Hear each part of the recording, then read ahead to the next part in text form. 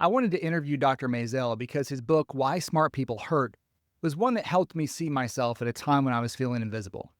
It was a book that held up a mirror for me, and those kinds of books are always my favorite. My own concept of what it means to be a gifted adult is one that minimizes what is so focused on in the research on gifted children, intelligence, or being smart. Now, I know that's ironic considering that the title of the book that I was so drawn to is Why Smart People Hurt, but just hear me out. I think there's a lot of research still to be done to understand giftedness in adults. And one of the questions that needs to be answered is smart a prerequisite to being gifted, or is it a consequence? Now, that all depends, of course, on how you define smart and how you define giftedness. And it requires us to go back to that old debate of nature versus nurture and really look at the early lives of adults who see themselves in what is currently recognized as giftedness in adulthood. My own working theory is that smart is a consequence, that we get smart as a consequence of our circumstances, those circumstances being an insatiable curiosity, an urge to perfect, heightened intensities, our drive, also asynchronous development, which one could ask, was that development a requirement of the circumstances of somebody's upbringing? Some folks are raised in situations where reality smacks them in the face and they have to grow up really, really fast. Are all of these traits a consequence of being smart, or is getting smart a consequence of experiencing all the rest of it? Dr. Mazel talked on the podcast and in both of the books that I referenced, Why Smart People Hurt and Redesign Your Mind, about the idea of the three personalities. He says we are born with an original personality, which is our unique mix of aptitudes, characteristics, inclinations, genetic information, and temperament. You can find those definitions in his books. Then we have our formed personality, which is formed by the circumstances of our living. It's what we learn in response to our environment. And then there's our available personality, which is our awareness of who we are and our freedom to make changes to both the original and the formed personality and set ourselves on a meaning-making agenda for our lives. It's that part of our personality that allows us to deal with the rest of us. It's what we might call our best self. It's the best within us that's available to us should we choose to draw upon it. Where is intelligence in that? Is it in the original formed or available personalities? Isn't it possible that intelligence can exist to some degree in all three? Dr. Maisel states in his book that a smart person is smart right from the beginning. I don't know if I agree with that. Is someone born curious? I would buy that. But smart? I don't know. I suppose it goes back, again, how do we define the word smart? When I look at the research on gifted kids, with so much focus on intelligence, I wonder about the home lives of those kids. In some of the studies that offer qualitative analyses, the parents of those kids in gifted programs are often highly intelligent themselves, or they are force-feeding these kids information. In such cases, I wonder how a kid couldn't be tagged as gifted when they're very likely just mimicking their environment. And then I think about my own childhood. Neither of my parents were academics. My mom worked in customer service for a box company most of her career. My dad worked in a steel factory. School was a requirement, of course, but it was never taken too seriously. And yet, as an adult, I check all the boxes when it comes to having what this research would call a gifted adulthood. Why is that? I know it's a chicken and an egg problem, and I'm sure that many of the folks who are focused on kids and education would really disagree with what I'm saying and what I'm about to say. And I'm fine with that disagreement, because ultimately in my work, I am focusing exclusively on adults and the gifted adult experience. And so while I'm curious about the origins of the phenomenon, I wonder, how did I get this way? Ultimately, it doesn't matter to me. The fact of the matter is, I, like so many of you listening, have to figure out a way to live our lives the best we can with the hand we've been dealt. Was the dealer nature or nurture? A genetic mutation or a helicopter parent? Well, when you're living the high-stakes game of life, it doesn't really matter for us at this point, does it? Here we are, and we've been dealt a doozy of a hand. So, what now? This podcast, my newsletter, the work I'm doing around this topic, sets out to answer that simple question. What now? How do I take the cards that I've been dealt and win at the game of life? Not win by beating other people, but like playing blackjack. I just want to beat the dealer. Before this interview, I had watched several others of Dr. Mazel, and I'd heard him talk about the idea of being a resistance fighter. And so I wanted to push on this idea because I feel like we're living in a time when resistance is necessary, especially necessary for people who are empathetic, who have a sense of moral justice, people who value knowledge. And so that's how I started the interview, by outlining the thread as I see it. And my hope was for Dr. Maisel to lay out this fierce, battle tested plan to resist the current idiocracy that we're currently living under in the US. Initially, I was disappointed in his response. I felt like he was dodging my question. But the longer we spoke, the more his idea of resistance fighter came into focus for me. And by the end of it, and especially now that I've reflected, I'm more drawn to it than I was initially. One of the more animated parts of our conversation was when he said this. You may remember that the ending of Camus' The Plague, which is an allegory about World War II, where Yeah. rats stand for Nazis.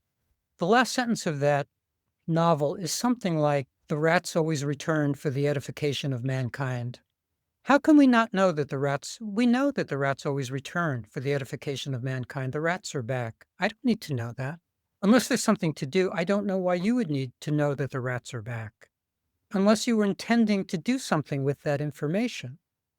When he mentioned the rats, he was referring to this novel, The Plague, a book written by French-Algerian philosopher Albert Camus. That book is often interpreted as an allegory for the spread of fascism during the Nazi occupation of France during World War II. And in the novel, a plague overtakes this Algerian town, and the rats, who first emerge as carriers of the disease, symbolize the return of moral and societal decay embodied by the Nazis.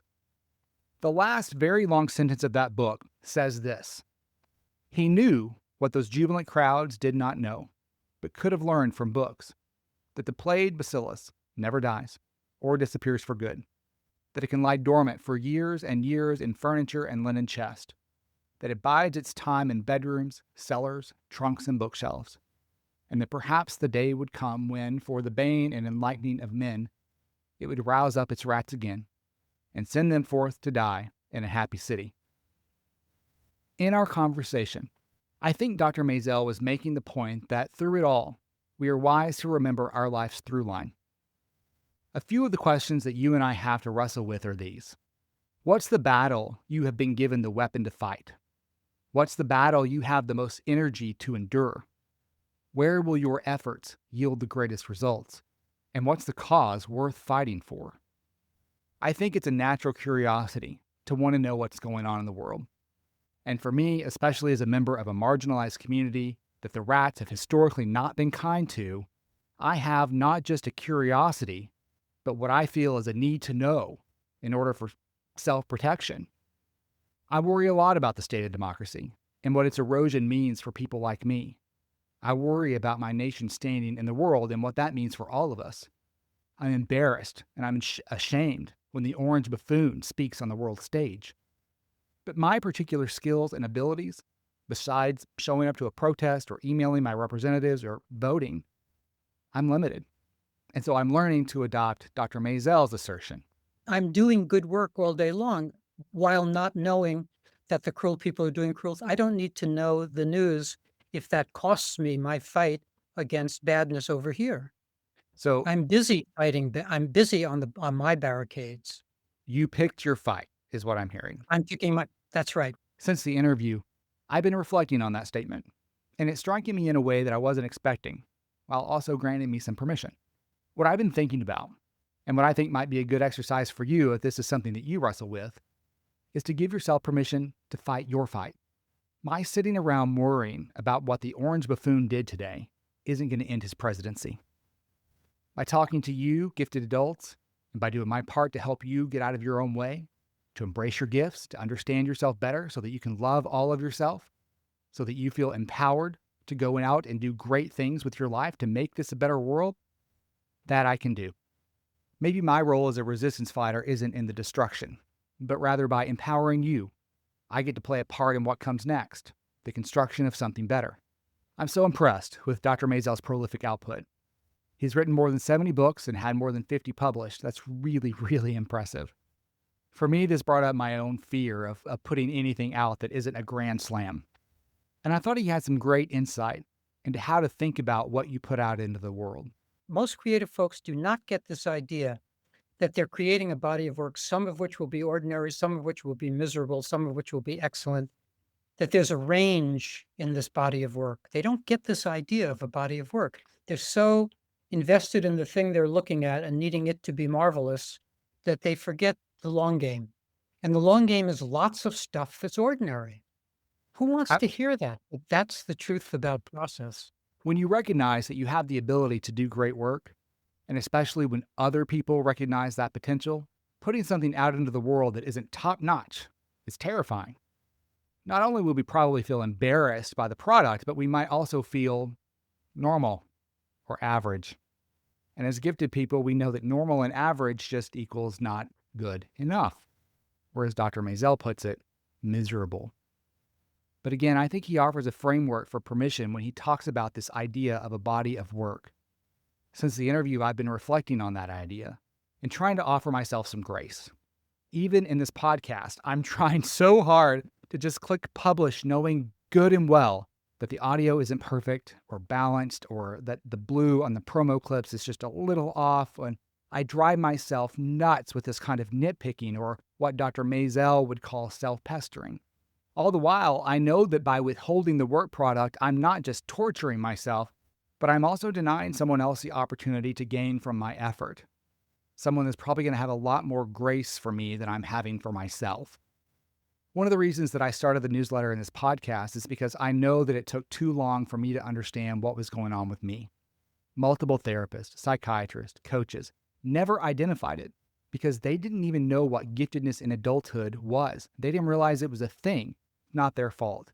But it does give me a mandate to click publish.